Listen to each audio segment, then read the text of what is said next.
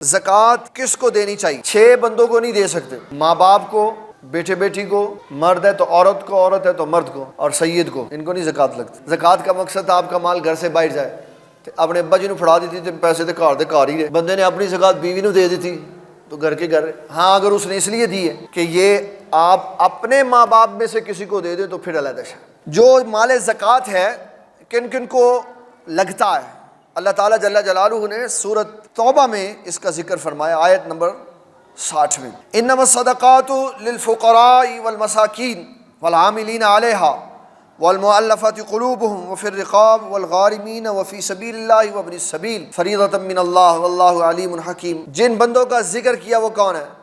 صدقات للفقراء، فقیروں کے لیے، والمساکین، مسکینوں کے۔ فقیر اور مسکین فرق ہے، فقیر ہے جس کے پاس، ہم مسکین کہتے ہیں جی امی نہ ہوئے، حالانکہ مسکین وہ ہے جس کے پاس مال نہ ہو۔ فقیر ہے تھوڑا مال ہے لیکن ضرورت سے کم ہے، اور مسکین جس کے پاس ہے ہی کچھ نہیں، بالکل خاص۔ فرمایا ان دونوں کو زکوٰۃ دے سکتے ہو۔